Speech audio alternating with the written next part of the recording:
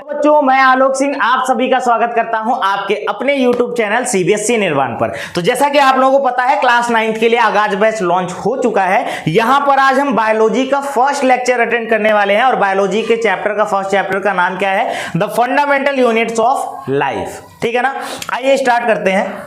देखिए, कुछ भी हो जाए, थोड़ा सा चीजों को इम्प्रोवाइज करिए। अभी आप 8th में नहीं रह गए हैं, अभी आप 9th में हैं। आगे जाकर के 10th बोर्ड अपीयर करना है, अभी फर्स्ट टाइम बोर्ड अपीयर करना है, हाथ पैर उस दिन कांपने लगेंगे।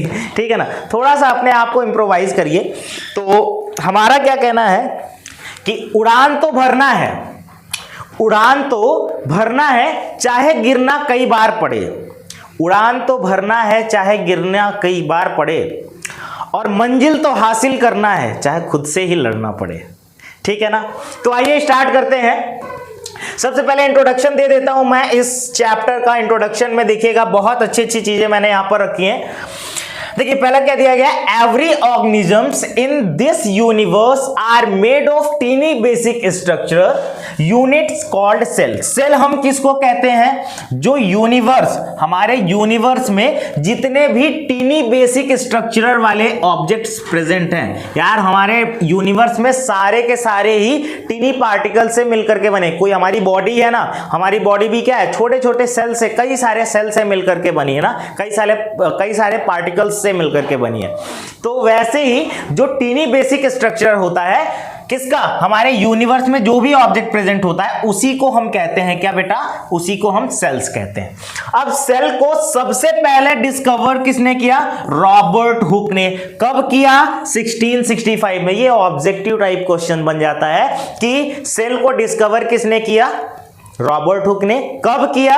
1665 में। एक चीज और मैं यहीं पर बता देता हूं कि रॉबर्ट हुक ने, क्योंकि नॉर्मली इसको देख नहीं सकते, मैं आगे बताता हूं। अच्छा, पहले देख लेते हैं। Cell are the buildings block of an element that can not be seen with naked eyes but can be seen under a microscope. यानी कि जो सेल होता है वो कई सारे बिल्डिंग ब्लॉक्स का, कई सारे सेल्स मिलकर के एक ब्लॉक बनाते हैं, एक चेन बनाते हैं, और उस चेन को हम नॉर्मली अपनी नेक्ड आईज से, नॉर्मली अपनी आंखों से नहीं देख सकते हैं, but B seen under a microscope. लेकिन अगर हमारे पास क्या है? माइक्रोस्कोप है, तो हम उसको देख सकते हैं। इसका मतलब जब रॉबर्ट हुक ने सेल को पहली बार देखा होगा तो किससे देखा होगा? माइक्रोस्कोप से। किससे? माइक्रोस्कोप से। तो इसका मतलब क्या हो गया कि फादर ऑफ सेल तो इनको बोला ही जाता है, बट सबसे पहले माइक्रोस्कोप को डिस्कवर्ड किसने किया? उसने किया, रॉबर्ट हुक ने किया। ठीक है, समझ में आया? तो सबसे पहले डिस्कवर्ड भी माइक्रोस्कोप का भी डिस्कवर्ड किसने किया? रॉबर्ट हुक ने। खुद अपने हाथों से उन्होंने बनाया था इसको। आगे क्या दिया गया है? There are some single cell organisms as well as that live on their own. यहां पर कुछ ऐसे भी सेल्स ऑर्गेनिजम्स होंगे जहां पर एक सिंगल सेल ही वो पूरा का पूरा बॉडी बनाता है उसका, और कुछ ऐसे भी सेल होंगे जहां पर कंबाइंड सेल होंगे, वो भी हम पढ़ेंगे। अब देखिएगा, जैसे पहला यहां पर दिया गया है कि organisms can be classified into unicellular and multicellular. जो ऑर्गेनिजम्स हम पढ़ते हैं उनको दो तरीकों में डिफाइन किया गया है, एक यूनिसेलुलर और एक मल्टीसेलुलर। ठीक है ना। अब यूनिसेलुलर सेल, इसका मतलब जिसमें एक सिंगल सेल प्रेजेंट होगा। मल्टीसेलुलर सेल, जिसमें एक से ज्यादा सेल्स प्रेजेंट होंगी, that is called multicellular cell. जैसे कि यहां पर दिया गया है, organisms depend upon their number of cells present in their body. मतलब कि कोई भी ऑर्गेनिजम्स यूनिसेलुलर है या मल्टीसेलुलर है, ये डिपेंड करता है कि वो सेल पर कितने, वो ऑर्गेनिजम्स पर कितने सेल हैं। ठीक है ना। अगर नंबर ऑफ सेल 1 है तो इसका मतलब यूनिसेलुलर। अगर 1 से ज्यादा है, 2 3 4 5 कितने भी हैं, तो उसको हम मल्टीसेलुलर सेल बोलेंगे।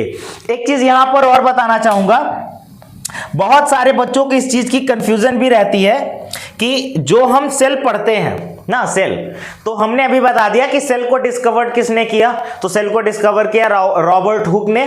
ठीक है ना। माइक्रोस्कोप को भी किसने डिस्कवर किया? रॉबर्ट हुक ने। सेल कब डिस्कवर्ड किया गया? 1665 में। और इसका मतलब माइक्रोस्कोप भी कब डिस्कवर किया गया होगा? उसके पहले ही किया गया होगा क्योंकि उसी में से देखा गया, तो हम मान के चलते हैं 1665 में। लेकिन यहां पर क्वेश्चन ये नहीं आता, क्वेश्चन यहां पर ये आ जाता है कि मॉडर्न सेल को किसने डिस्कवर किया था, मॉडर्न सेल को किसने डिस्कवर किया था। तो मॉडर्न सेल को डिस्कवर करने वाले जॉर्ज एमी पैलेड हैं, जिन्होंने 1912 से 2008 में डिस्कवर किया था। मतलब ये इनका डेट ऑफ बर्थ है। रॉबर्ट, ये जो यहां पर हम पढ़ रहे हैं रॉबर्ट हुक, ये मॉडर्न नहीं है, ये एंशिएंट है, मॉडर्न कुछ और ही है, ठीक है ना। अब देखिए यहां पर एक छोटा सा बेबी बना हुआ है, यहां पर बहुत सारे सेल्स मैंने बना रखे हैं और ये एक दूसरे से क्या है, केमिकली कंबाइंड है, केमिकली कंबाइंड है, ठीक है ना। अभी मैं बताऊंगा कि ये केमिकल क्या होता है जो कंबाइंड होते हैं और जो बीच में होते हैं सेल्स, उनको कुछ अलग नाम दिया जाता है।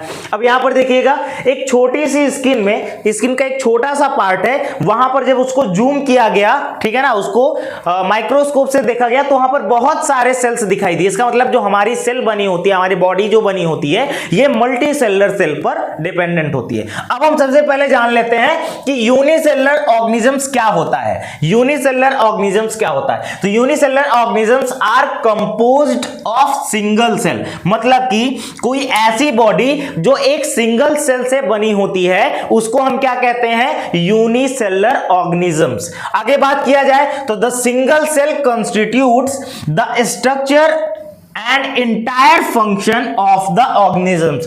और वही जो एक सिंगल सेल होगा वही क्या करेगा, उस पूरे के पूरे स्ट्रक्चर को क्या करेगा, फंक्शनेट करेगा। मतलब फंक्शनेट करने का भी काम कौन करेगा, वही एक सिंगल सेलुलर सेल, ठीक है ना, जिसको हम यूनिसेलुलर सेल बोलते हैं। अब फॉर एग्जांपल मैंने ले लिया कि एक अमीबा है।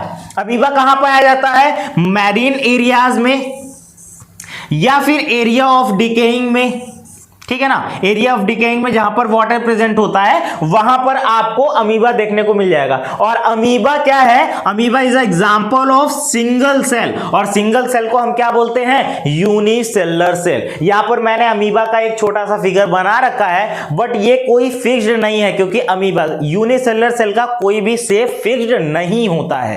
तो यूनिसेलुलर सेल का शेप फिक्स्ड कभी भी नहीं होगा। हाँ, लेकिन ये कंफर्म है कि यूनिसेलुलर सेल में एक न्यूक्लियस जरूर प्रेजेंट होगा, ठीक है ना, क्योंकि वही न्यूक्लियस होता है जो कि उसको जो कि उसको सेल बना करके रखता है। अगर वो जो न्यूक्लियस है वो प्रेजेंट ही ना हो तो वो क्या हो जाएगा, डेड सेल माना जाएगा, ठीक है ना। हमारे हाथ में क्या होता है, कभी कभी स्किन निकलने लगती है हाथ से, पैर से, तो उसका रीजन क्या होता है, डेड सेल निकल रही होती है। चलिए आगे देखते हैं, आगे क्या दिया गया है बेटा, आगे दिया गया है कैल्मेडोमेंस। ये एक और एग्जांपल है यूनिसेलुलर का। यहां पर इसका एग्जांपल भी मैंने दे रखा है, यहां पर एक फिगर छोटा सा बनाया है मैंने, इसमें देखेंगे आप तो इसमें यहां पर देखिए ये माइटोकॉन्ड्रियाज बने हुए हैं, ये गोल्गी बना हुआ है, ठीक है ना। और ये बीच में जो ग्रीन वाला पार्ट है इसको हम क्लोरोप्लास्ट बोलते हैं, ठीक है ना। और क्लोरोप्लास्ट के जो बाद जो ब्लू कलर का दिखाई दे रहा है इसको हम साइटोप्लाज्म बोलते हैं, है ना। यहां पर ये पूरा दिया गया और ये जो बीच में दिया गया है बैगनी कलर का, है ना, यही है न्यूक्लियस। और न्यूक्लियस हर एक यूनिसेलुलर और हर एक मल्टीसेलुलर में प्रेजेंट होता है। अगर न्यूक्लियस प्रेजेंट नहीं होगा तो वो डेड सेल माना जाएगा।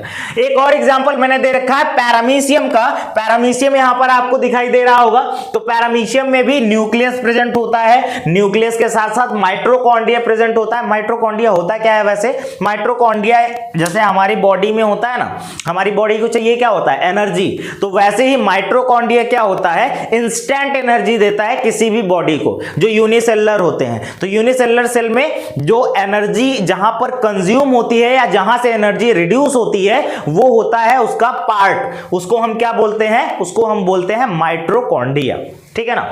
आगे बढ़ते हैं, अब ऐसे ही मल्टीसेलुलर ऑर्गेनिजम्स भी देख लेते हैं भाई। मल्टीसेलुलर ऑर्गेनिजम्स क्या होते हैं, multicellular organisms are composed of many cell, जहां पर कई सारे सेल्स अपोज करके, कई सारे सेल्स मिल करके एक बॉडी फॉर्म करते हैं, that is called multicellular cell. Clear. अब आगे देखते हैं, the labour of performing different functions is divided between the various cell in these organisms. In organisms में क्या होता है, अलग अलग तरीके, क्योंकि हर एक वर्क, हर एक स्किन पार्ट का अलग अलग वर्क होता है. अब जैसे एक छोटा सा एग्जांपल मैं लेता हूं, मेरे हाथ है, ये किससे बने हैं, सेल से बने हुए हैं, लेकिन क्या ये जो हाथ काम कर सकता है वो काम मुंह कर सकता है? लिखने का काम मुंह नहीं कर पाएगा ना खाने का काम हाथ कर सकता है. तो हर एक मल्टी सेलुलर सेल में हर एक का फंक्शन भी अलग अलग होता है, लेकिन यूनिसेलुलर सेल में वही एक सिंगल सेल सारा का सारा वर्क करता है.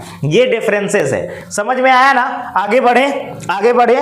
ओके, आगे बढ़ते हैं.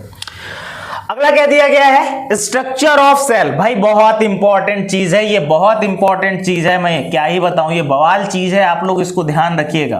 मैंने यहां पर डबल स्टार इसको दे दिया है, ठीक है ना.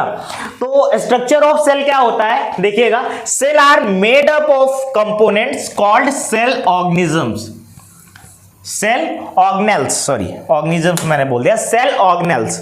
जो सेल होता है बेसिकली वो बना किससे होता है, वो बना होता है छोटे छोटे सेल ऑर्गन से, ठीक है ना. अब ये सेल ऑर्गन्स अभी मैंने आप लोगों को दिखाया था कि एक बेबी की स्किन है, हमने जूम करके दिखाया, तो उसमें बहुत छोटे छोटे सेल्स, जब कई सारे सेल्स होते हैं ना तो उन्हीं को हम बोलते हैं सेल ऑर्गेनेल्स, ठीक है ना. अब यहां पर देखिएगा, a cell is capable to live and perform all their respective functions due to the presence of cell organelles. मतलब कि किसी भी सेल में अगर सेल ऑर्गन प्रेजेंट है तो वहां पर वो मल्टी सेलुलर वर्क कर सकता है. समझ में आया इतना? अब आगे क्या दिया गया है, all cell have their same organelles. all cell have their same organelles, ठीक है. जितने भी सेल्स होते हैं वो सारे के सारे क्या होते हैं, उनका फंक्शन जो होता है, organisms they are found in, that is let it be a bone cell. जैसे हमने एक एग्जांपल ले लिया बोन सेल का या नर्व सेल का, सॉरी, जैसे हमने एक बोन सेल का या नर्व सेल का एग्जांपल ले लिया, तो ये क्या होते हैं, इनके फंक्शन पहले से ही डिसाइड होते हैं. इनका वर्क केवल उतना ही होता है, जो इनका फंक्शन डिसाइड होता है ये केवल वही वर्क करेंगे और कोई दूसरा वर्क ये नहीं कर सकते हैं, ठीक है ना. अब आगे देखिए, ये मैंने देखो यहां पर मैंने पूरा सेल आपके सामने उठा करके रख दिया. एक सेल में क्या क्या प्रेजेंट हो सकता है वो सारी चीजें यहां पर है. एक सेल में न्यूक्लियस प्रेजेंट होता है जो कि काफी इंपॉर्टेंट चीज है, ठीक है ना. उसके बाद प्लाज्मा मेम्ब्रेन भी प्रेजेंट होता है. उसके बाद भाई माइटोकॉन्ड्रियन, ये तो बहुत इंपॉर्टेंट है, मैंने अभी बताया, ये पावर हाउस ऑफ सेल होता है, सेल को पूरी पावर सप्लाई करता है, वो यही है. उसके बाद साइटोप्लाज्म होता है, माइक्रोट्यूब होता है, सेंट्रोइल्स होता है, लाइसोसोम्स होता है, गोल्गी होता है, पेरोक्सिसोम होता है, ठीक है ना, और राइबोसोम्स. बहुत इंपॉर्टेंट चीज है ये सारी चीजें इसमें क्या होता है, राइबोसोम्स. यहां पर भी देखिए आप लोगों को दिखाई दे, ये पूरा येलो वाला पार्ट बेसिकली राइबोसोम्स ही है, ठीक है ना. तो ये सारी चीजें उसमें क्या होती हैं, प्रेजेंट होती हैं, और ऐसे मिलाकर के क्या बना होता है, सेल बना होता है. अब यहां पर देखिए मैंने क्या लिख रखा है, the part of cell are follows. ये जो ये है ना, ये सेल के पार्ट है. पहला पार्ट क्या होता है, सेल वॉल. दूसरा पार्ट क्या होता है, प्लाज्मा मेम्ब्रेन, या उसी को हम सेल मेम्ब्रेन भी बोलते हैं. तीसरा पार्ट क्या होता है, न्यूक्लियस होता है. चौथा पार्ट क्या होता है, साइटोप्लाज्म. पांचवा पार्ट क्या होता है, एंडोप्लाज्मिक रेटिकुलम. और उसके बाद छठवां क्या होता है, गोल्गी एपरेटस. उसके बाद सातवां क्या होता है, लाइसोसोम्स. आठवां क्या होता है, माइटोकॉन्ड्रिया. नौवां क्या होता है, प्लास्टिड्स. और 10वां क्या होता है, वैक्यूल्स. ये सारे पार्ट होते हैं जो कि एक सेल में प्रेजेंट होते हैं, ठीक है ना बेटा. इतना समझ में आया? हाँ भाई, तो मैंने ये सारी चीजें बता दी. अब किसी भी सेल में यही सारी चीजें प्रेजेंट होंगी. इससे ज्यादा आपको अगर सेल आपको बनाना है तो एक सेल बनाइए, ठीक है ना, उसमें ये सारी चीजें फंक्शनेट कर दीजिए, हर एक जगह पर रख दीजिए, यही आपका सेल हो जाएगा. आगे देखिए, इतना समझ में आया? चलिए आगे क्या दिया गया है, प्लाज्मा मेम्ब्रेन के बारे में भाई थोड़ा सा बता दूं, मैं आज पूरा नहीं इसको एक्सप्लेन कर पाऊंगा, छोटी सी क्लास रखा हूं, बट इसके बाद जो क्लास आएगी आई एम श्योर कि वो चाहे 1.5 घंटे की होगी, पूरी की पूरी आपकी फर्स्ट चैप्टर खत्म हो जाने वाली है, ठीक है ना। चलिए देखिए, तो मैंने प्लाज्मा मेम्ब्रेन यहां पर लिख रखा है। प्लाज्मा मेम्ब्रेन क्या होता है, पहली बात तो plasma membrane is the outer most layer of cell. जो प्लाज्मा मेम्ब्रेन होता है ये किसी भी सेल का आउटर मोस्ट पार्ट होता है, ठीक है ना बेटा। हाँ जी, तो हमने क्या बताया कि जो प्लाज्मा मेम्ब्रेन होता है ये किसी भी सेल का आउटर मोस्ट लेयर होता है, सबसे बाहरी लेयर, जो स्किन का सबसे बाहरी लेयर दिख रहा है इसी को हम क्या बोलते हैं, प्लाज्मा मेम्ब्रेन, ठीक है ना, इसी को प्लाज्मा मेम्ब्रेन बोला जाता है। It separates the connect of cell from their external environment. भाई ये हमको क्या करता है, हमारे एक्सटर्नल इन्वायरमेंट से फील करवाता है, मतलब यहां पर ठंडी है, गर्मी है, जो भी चीज हम टच कर रहे हैं वो ठंडा है, गर्म है, वो सब सारे सेंस ऑर्गन्स हमारे वर्क करेंगे, तो किसकी वजह से करेंगे, प्लाज्मा मेम्ब्रेन की वजह से। यहीं से हमें ये पता चल जाता है कि जो चीज है यहां पर सपोज दैट ये हमारा इन्वायरमेंट है, ठंडा है, गर्म है, कैसा है, तो ये सब इस पर डिपेंडेंट होता है प्लाज्मा मेम्ब्रेन पर। It allows the materials from surrounding to enter and exit the cell. हाँ भाई ये भी बात बहुत सही है कि ये क्या अलाउ करता है, ये हमारे बॉडी में मटेरियल, हमारे सराउंडिंग में जो भी मटेरियल्स होते हैं यही उसको इंटर और एग्जिट करने के लिए, यही एक मात्र सेल होता है जो कि हमारी बॉडी से इंटरेक्ट करता है किसी भी पर्टिकुलर मॉलिक्यूल्स को हमारी बॉडी के अंदर या हमारी बॉडी से बाहर निकलने के लिए। जैसे हमारी बॉडी से स्वेटिंग होती है, पसीना निकलता है, तो उसका रीजन क्या है कि प्लाज्मा मेम्ब्रेन के बीच में, दो प्लाज्मा के बीच में थोड़ा सा एकदम छोटा सा होल होता है, ठीक है ना, और वो होल क्या करता है हमारी बॉडी से स्वेटिंग को बाहर करता रहता है कंटिन्यूअसली, है ना। और क्यों करता है, उसका रीजन क्या है, उसका रीजन ये है कि हमारे बॉडी और आसपास का जो एटमॉस्फेयर है अगर उसमें क्या है टेम्परेचर का चेंजेस है तो वो क्या करता है, वो हमारी बॉडी से स्वेटिंग आती है जिसकी वजह से हमारी स्किन पर ज्यादा इफेक्ट ना पड़े। मतलब हमारा इन्वायरमेंट जितना गर्म होगा हमारी बॉडी स्वेटिंग उतनी ज्यादा होगी। उसका रीजन यही होता है क्या कि हमारी बॉडी पर स्वेटिंग होने से हमारी बॉडी जो स्किन होती है, प्लाज्मा मेम्ब्रेन जो होता है उसका टेम्परेचर क्या रहता है, नॉर्मल रहता है। ठंडियों में पसीना क्यों नहीं आता, उसका रीजन यही है कि उस टाइम पर क्या होता है, हमारा बाहर हमारे बॉडी का इनर टेम्परेचर और आउटर टेम्परेचर लगभग सेम रहता है। और ज्यादा ठंडी हो गई तो हमारी स्किन ड्राई हो जाती है। ड्राई होने पर भी कौन ड्राई होता है, प्लाज्मा मेम्ब्रेन ही ड्राई होता है, ये भी याद रखना। चलिए आगे क्या दिया गया है, it controls the entry and exit of materials in and out of the cell and hence it is called selective permeable membrane।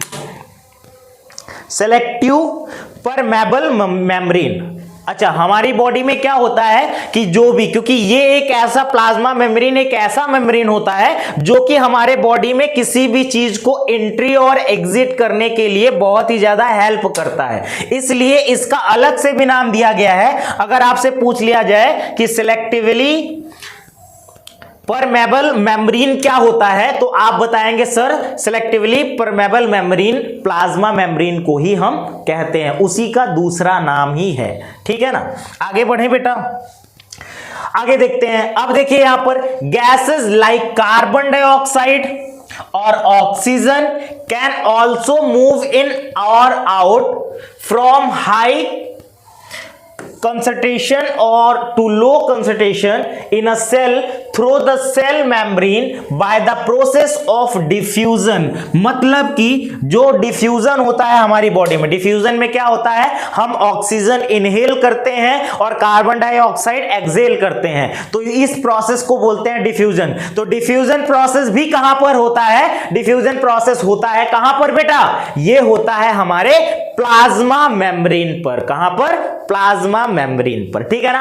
आगे क्या दिया गया है, it also allow the movement of water in and out of the cell depending upon the concentration outside the cell by the process of osmosis. मतलब कि जो plasma membrane होता है ये हमारी बॉडी से वाटर को बाहर और अंदर करने का भी काम करता है, और उस प्रोसेस को क्या बोलते हैं? ऑस्मोसिस बोलते हैं। इस प्रोसेस में क्या होता है, जो वाटर होता है वो या तो इन होगा और या फिर क्या होगा, हमारी बॉडी से बाहर आएगा, आउट होगा। तो इस प्रोसेस को भी क्या बोलते हैं? ये प्रोसेस कहां पर होता है? इस प्रोसेस को बोलते हैं ऑस्मोसिस, और ये प्रोसेस होता है कहां पर?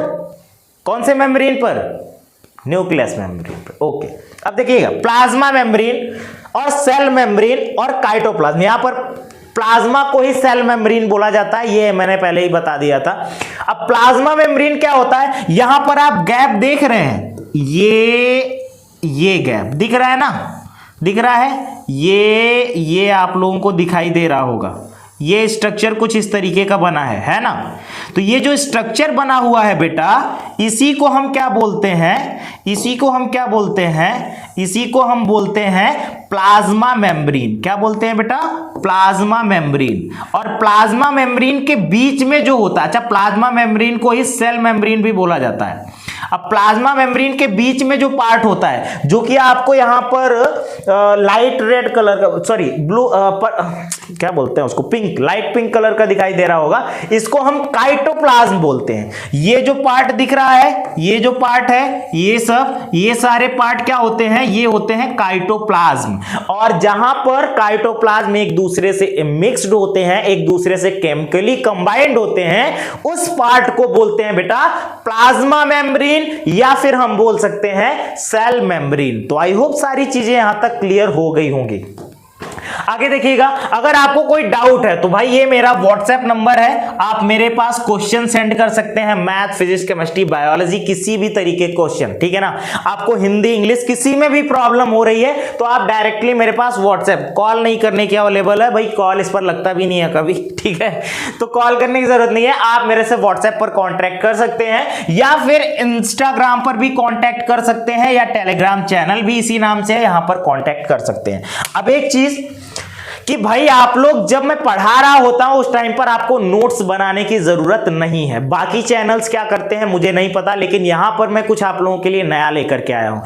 आपको ना तो कहीं टेलीग्राम चैनल ज्वाइन करना है, ना ही कोई व्हाट्सएप ग्रुप ज्वाइन करना है, आपको आपके यूट्यूब के माध्यम से ही मैं आपके पास आपको पूरा का पूरा जो भी यहां पर डेली मैं पढ़ाऊंगा उसका पूरा पीडीएफ नोट्स प्रोवाइड करता जाऊंगा। तो उसके लिए करना क्या होगा, जो हमेशा मैथ्स में बताता हूं यहां पर भी वही बताऊंगा कि यहां पर एक स्क्रीन पर अभी एक क्यूआर कोड आ जाएगा, उस क्यूआर कोड को आप गूगल लेंस से स्कैन करिए। स्कैन करने के पास 15 से 20 सेकंड का समय दीजिए, वो पूरा का पूरा पीडीएफ आपके सामने ओपन होकर के आ जाएगा, ठीक है ना।